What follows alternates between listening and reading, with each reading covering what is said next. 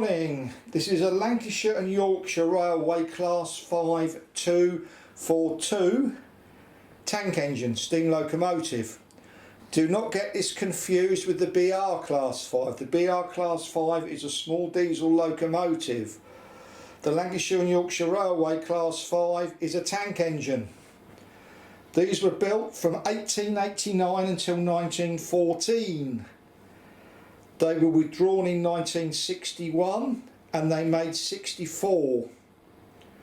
There was one left that's in the NRM, and that picture follows this introduction and you will see it. That's 1008.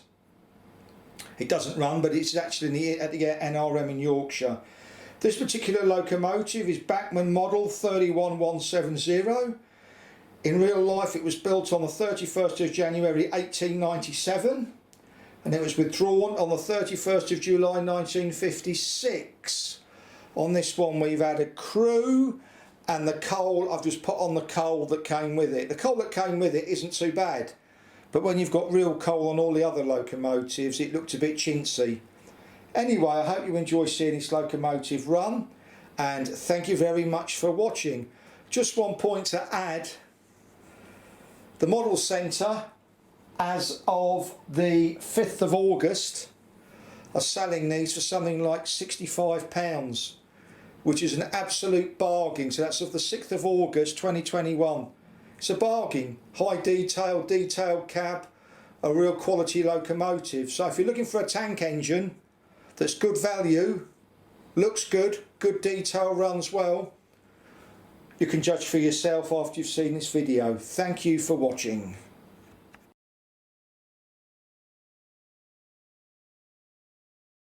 Here we are, going through Y points, all in Frog, and you can see it's fairly easy. What I would suggest with this locomotive is your track does need to be level. I can see it rocking a bit on my track and mine is pretty level, but you can see that was a fairly simple exercise. Thank you for watching. We're doing the radius 2 curve points test. Slow it down a bit. I have a feeling that this will struggle with this because it's got big wheels and they're set widely apart, and that's radius 2 and that's radius 2, and you can see it is really tight, really tight. You can see the loco with the chassis is lifting. That was programmed by the computer, fitting points into a space. It does not work. And I can see the loco, the body is lifting, we're having to feed power through it. Oh, it's going, it's not derailing. And I've checked all the back-to-backs, they're exact 14.50. Yes, it will do this, but you can see the whole body's lifting, it's arcing on the track. And as I say, that was a computer programming for you what will fit into a space, but it did it. Thank you for watching. Here's a nice view of this loco. Amazing to think they were built in the 1890s and in service till 61.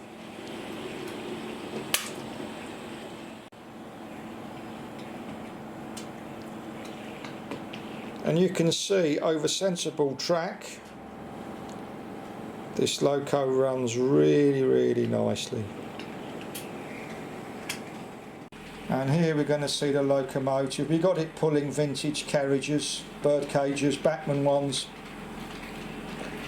going backwards because these locomotives did spend a lot of the time running backwards.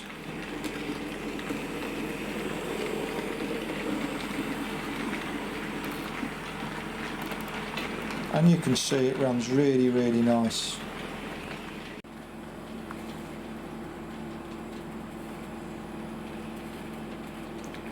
What always amazes me about these locomotives is they're in service before there were cars, and when they went out of service there were supersonic jet fighters, and I find that fascinating that something can stay in service for that length of time. Amazing, really. we are, nice little panorama for you. And you can see it runs at a nice slow speed backwards. And we're really pleased with it. It is appears to be a little bit doddery in places, I don't know why. But it doesn't stop and it runs fine.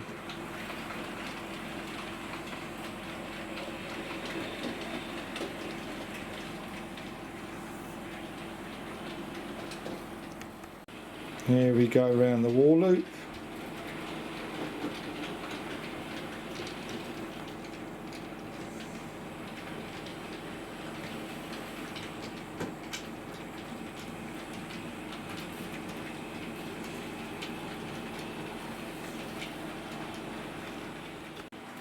And here we are going through the wall loop again, a different view.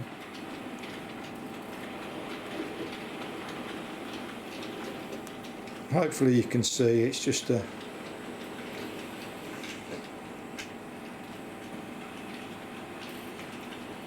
breeze. And here we are.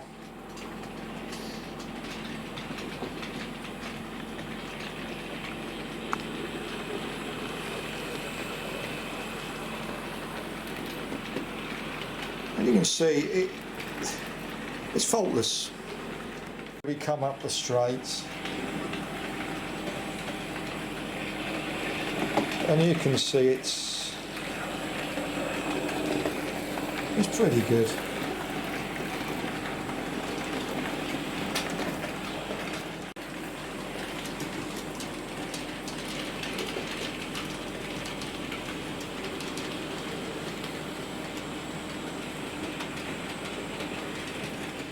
Okay, here comes Mr. Bojangles, as we call it. I don't know why, but now we're going to put it on the tightest part of the track next time round for you. Okay, radius 2 curve point, radius 2, tightest part of my track, not recommended, and we'll see what happens here.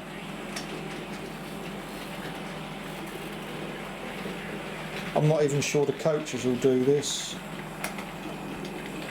That is tight. But it has done it, fair play, it has done it. Okay, here we are, radius 2 curve point. Programmed by the computer, would never do it again.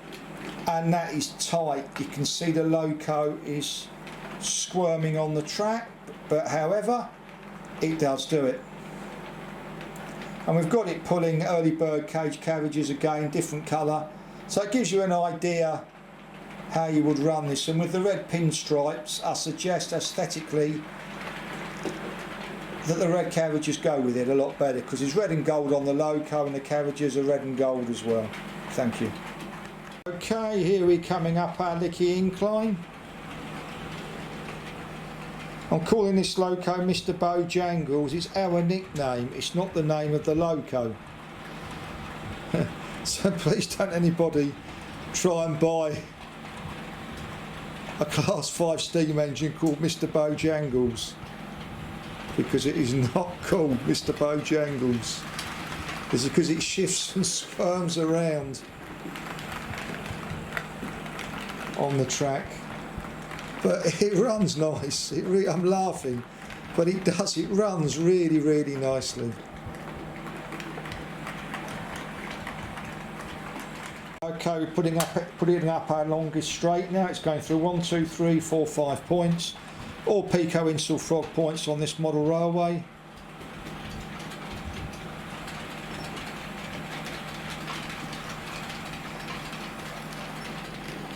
And you can see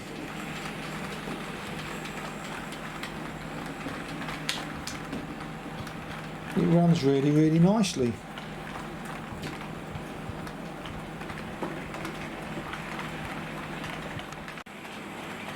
And here we are, just coming through nicely.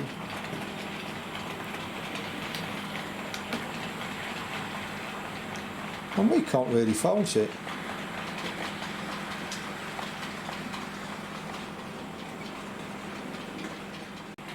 Here we are going behind the houses.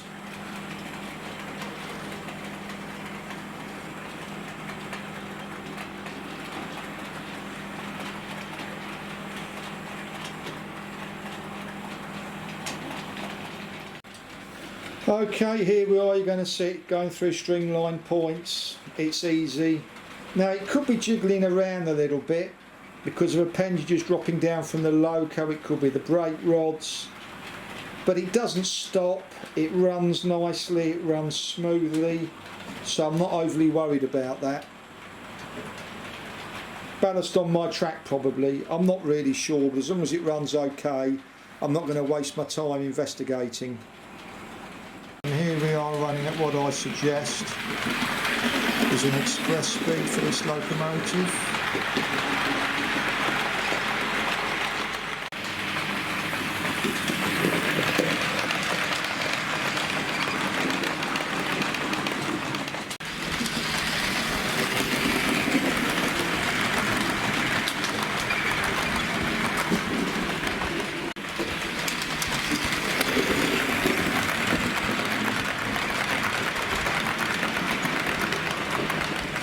Okay, thank you very much for watching. I hope you've enjoyed seeing this locomotive run.